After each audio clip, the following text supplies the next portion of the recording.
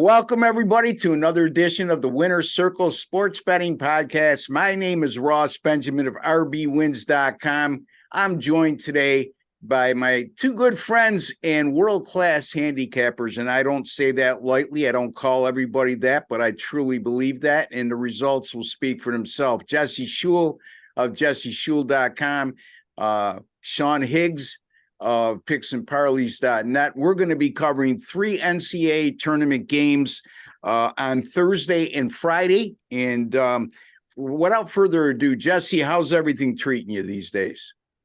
Well, Ross, I'm happy to let you know that the Revenge Tour was highly successful. We had come off a losing day when last time we were doing a show, and 3 of 4 winning days since then. So, yeah, things are on schedule where we like to be. Very good. Sean Higgs.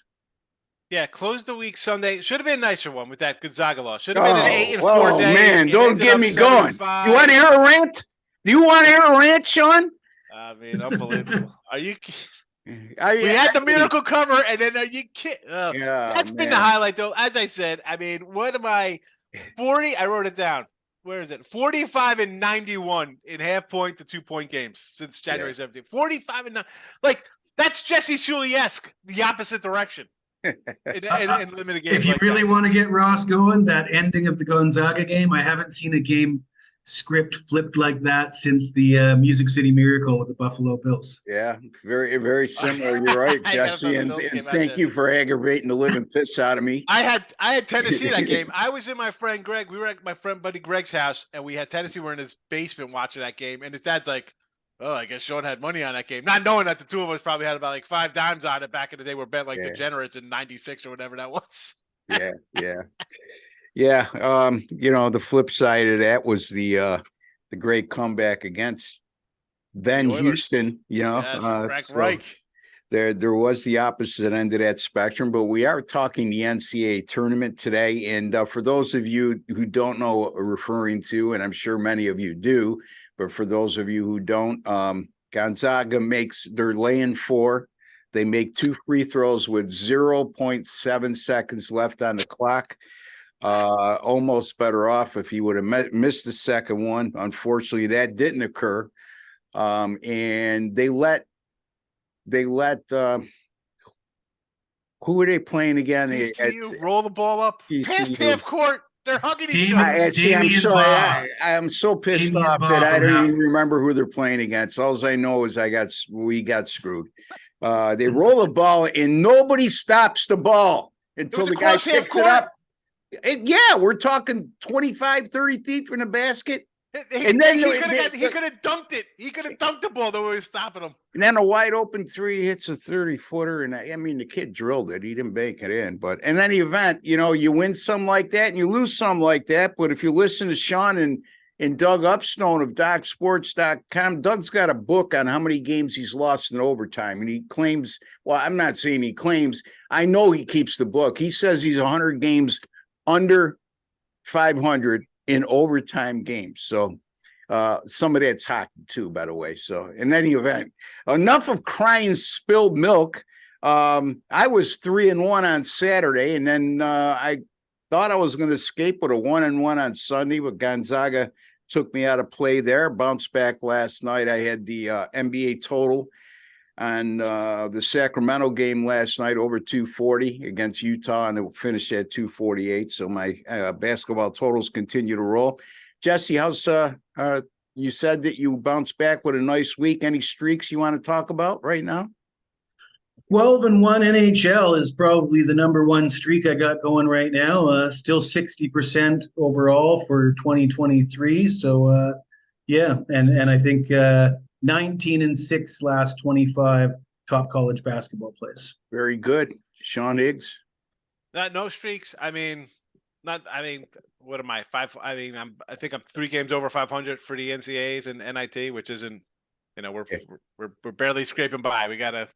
It's been one of those years, one of those tournaments. What am I gonna do? You just got to kind of battle it out, and you hope the bounces. I get those falls, and I flip those 1 point losses to wins. It's that's the grind of the biz. You're gonna have a run like that, and I have a lot of games, so it's like, for me, if I pull back the size of my wager, right? Because I still think, all right, my numbers are right. They're right there. I'm inches away, literally, from covering this thing. So, that's the you way it just goes. grind on, And when you're hot, those games bounce your way. Your It's way. just That's just how the it way it goes, is. So, all right. The good news is baseball season's just it's around the corner, Thursday. Sean. And I love baseball because I could throw out a 4 and 8 day every day and make money. So I'm excited about that. I don't care. That's where the records. I don't care.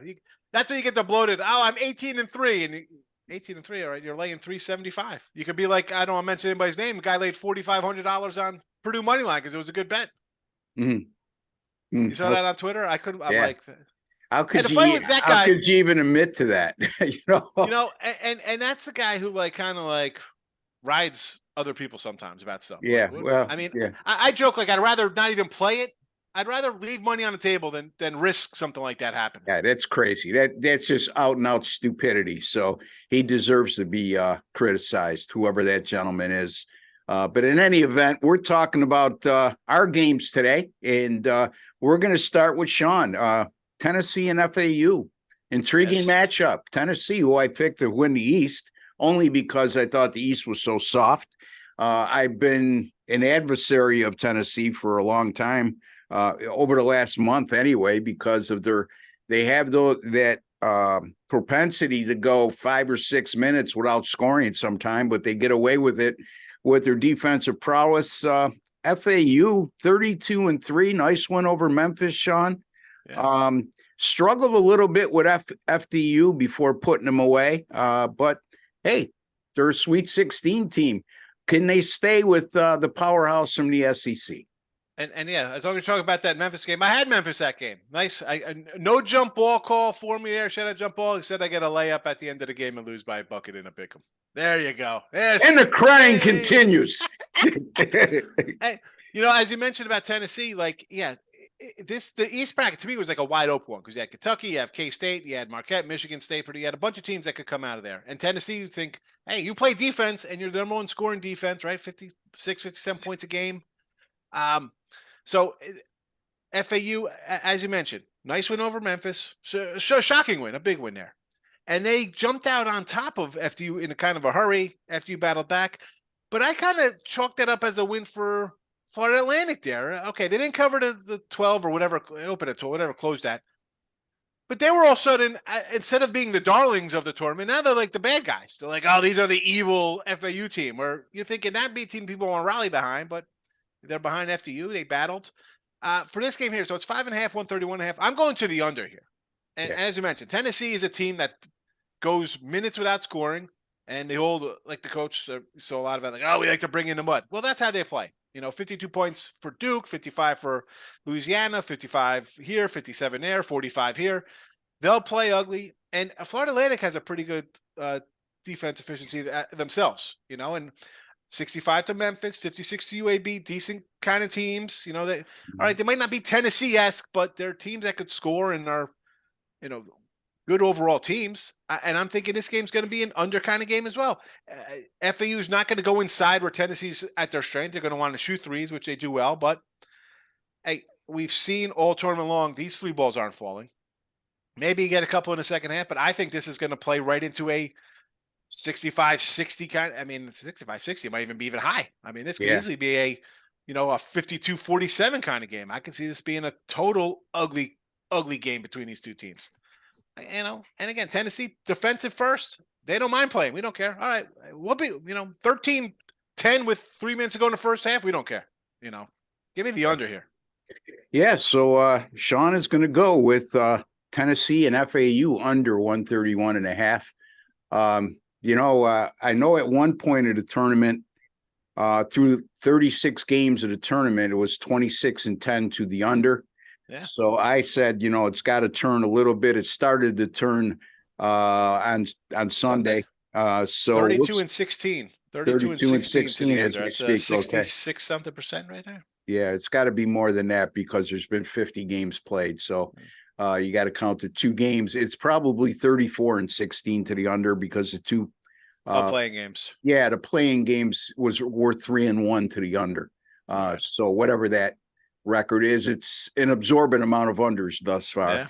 Yeah. And little bit of mixed emotions for me on this matchup because, I did pick Tennessee on our show when we picked our Final Four teams, but I'm not enthralled with this team, guys.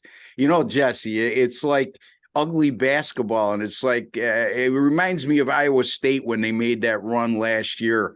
It's like, get rid of this team already. It's not good basketball. They're not that good. They're getting by with their defensive prowess and other teams playing against them that aren't sharp. So what's your thoughts on this game, Jesse? Well, I'm going to concur with Sean. I really like the under. I don't think FAU is going to be able to score. And he mentioned the 3-point shooting. Tennessee is the number 1 ranked team in the nation defending the 3-point ball. So there's that. I like Tennessee as well. I think, a line of 5.5. I mean, Cinderella comes to the ball, the clock strikes midnight, the party's over. FAU is lucky to face Fairleigh Dickinson in the second round, in my opinion. And I know what you're saying about Tennessee. They're ripe to be picked off, but they're ripe to be picked off by somebody else, in my opinion, not this team. Yep. I agree, Jesse, wholeheartedly. And in terms of the under, I just think FAU is going to have a hell of a time adjusting to the defensive intensity that Tennessee brings at you. And they did not have to face that from anybody in Conference USA. Memphis is a good team. They beat in the first round, but they're not that type. They're more of an offensive team that outscores you more than defending you to death. But Tennessee is the exact opposite. Their defensive prowess is the reason why they're at this point, and the reason why they've been a top 25 team all season long. All right, let's get to the next game. And Jesse's going to be looking at Michigan State and Kansas State. I'm not going to lie, this is not a game I look forward to. Two teams that I'm really not crazy about, but somebody's got to advance to the Elite Eight out of this. Or you're going to like a total. But Michigan State right now, a 2-point favorite, 137.5. How much credence do you put or weight do you put in the fact that Tom Izzo has had a ton of success in the NCAA tournament, and this team has no business being in a Sweet 16, but they are, Jesse? Well, Ross, you probably remember I came on this show before the tournament started, and I picked Kansas State to come out of the East. So I haven't seen anything to deter me from riding them here against Michigan State. You mentioned Izzo. That is a concern. But, they just knocked off Calipari. So, and I think Calipari had more players under him than Izzo does. It was an impressive win over Kentucky. People been waiting for this K-State team to falter all year long. I think it's a little late to be on that train. They survived the Big 12. The Big 12 was supposed to be the best conference in the country. It's perhaps surprising that we've only got a couple teams left from the Big 12, but I like them both this week, to be honest with you. And I like K-State over Michigan State. I just think they've done more against better opponents, in my opinion. Yeah, only one team left in the Big 10 out of 8 participants. And lo and behold, who would have thought that one team would be Michigan State? But it is. I do agree with your assessment, Jesse. So you like Kansas State minus -2. I would assume that if it's, a reasonable price on the money line, which it would be right now, that you would recommend a money line play, which I believe is somewhere around 135 right now or 140. So keep that in mind, folks. I can't speak for Jesse. He does like to go up the ladder a little bit more than I do on a money line. So you might talk to him about a parameter. You have a parameter on the money line that you wouldn't exceed, Jesse? I say rules are made to be broken, Ross. And, generally you will not see me go over I like to stay under the 170 mark as a rule. And if I ever go over that 170 mark, it's, it'll be very, very rare. And it would be, like, for example, if I could get a 5.5 or 6-point favorite or 6.5-point favorite at 180 or 185, I might go, I might push it because that's great value to get all those points for that. You know what I mean? If it appears to be just a really good buy at that price, I'll take it. But I like to stick it Yeah, I think my average money line play is in the 130, 140 range. Yeah. Yep. I understand what you mean, but I don't go there. I don't It's really tough. need That 140. 180 range is like, oh, it's Yeah. close to $2. And no disrespect intended. It's just a difference of philosophy, which we're all going to have at one point or another. That's what makes us unique in this business. So if we were all the same and thought the same way, this would be an awful boring show. We wouldn't have, by the way, we're only 60 subscribers short of 9,000 subscribers, folks. Nice. Help us out there. It would be nice if we exceeded the 9,000 barrier by the weekend. It is March Madness, so if you have not subscribed to our channel, please take a second to do so. It costs you absolutely nothing, no strings attached, and no obligations. You're just privy to great sports betting info from some of the best handicappers in the world. Yes, we are three of them, and although some of you may dispute that, our records speak for themselves over the long course of time that we've been doing this. So in any event, there you have it. Jesse likes Kansas State on the money line or over Michigan State. I should say Kansas State is +2. So you wouldn't take Yeah, I was confused. I thought I saw them open Yeah. at like Well, +1. no, I led you that way. So, yeah, take the 2 points, folks. Forget the money line. I mean, anytime they're going to give you points, take them.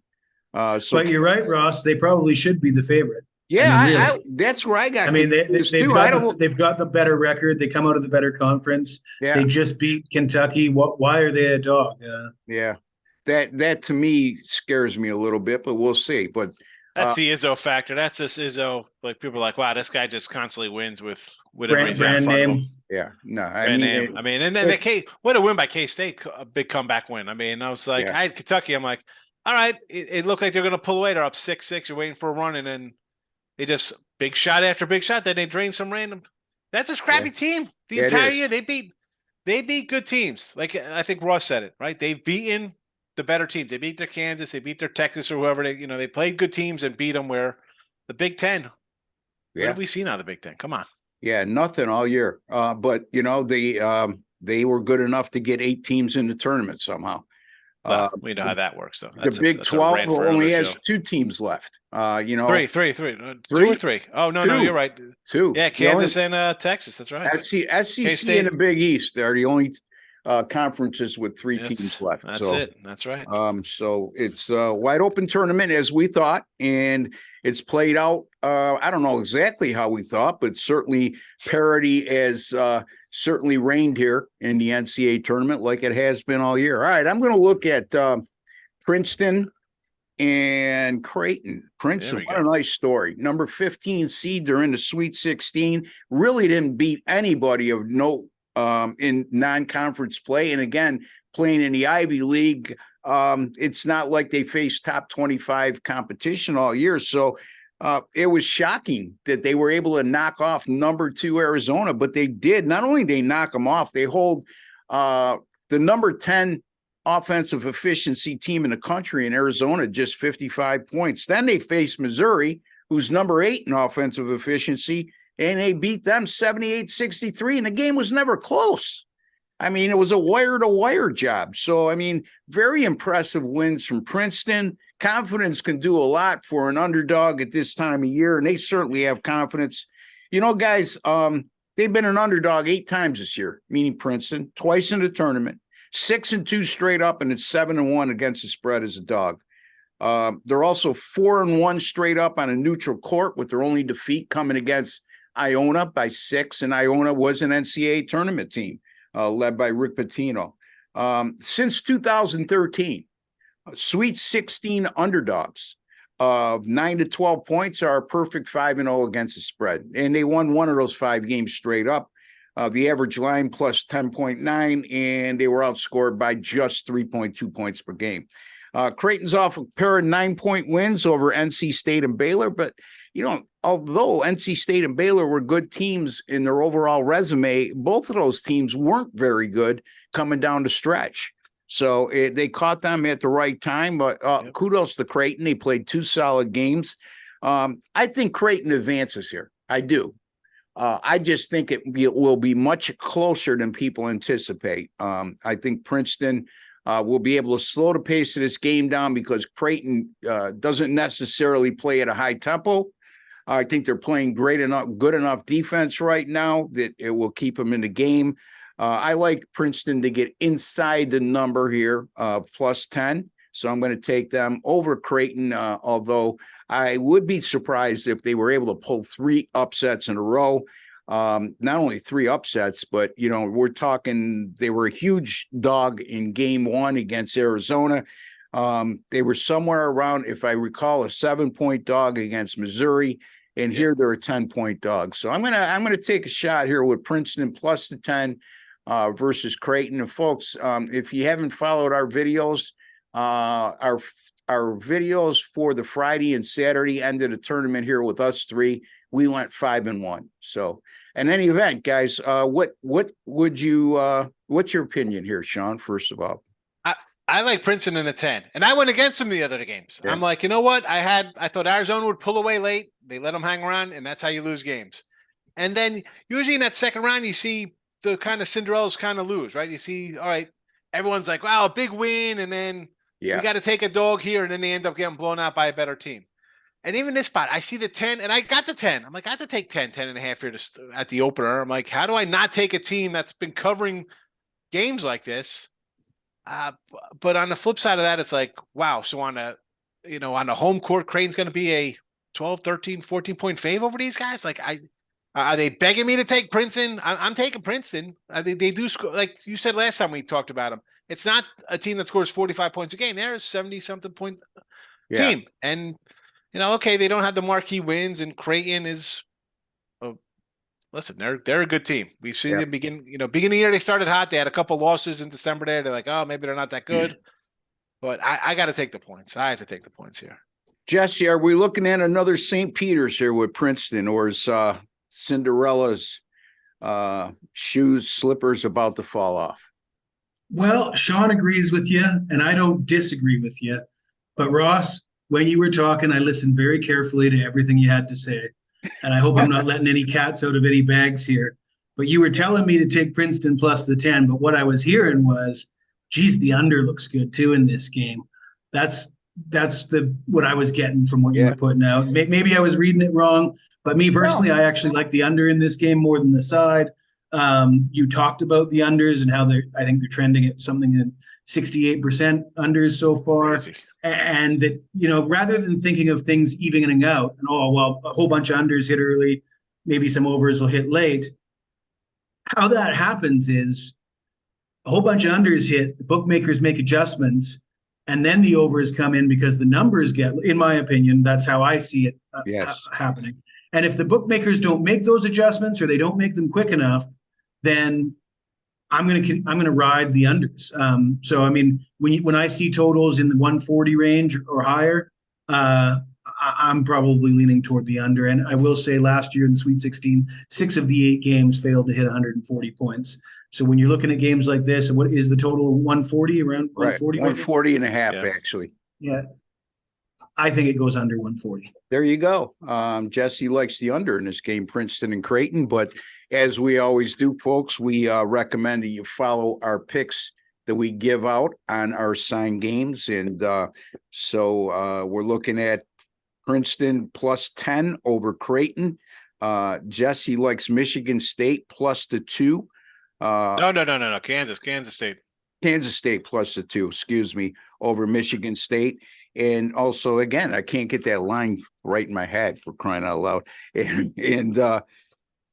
And Sean likes the under 131 and a half in his game. So there you go, folks. Again, 5-1 with our last 2 videos. The winning will continue here. Any final words, guys? I'd like to apologize to the lovely people of the state of Arkansas.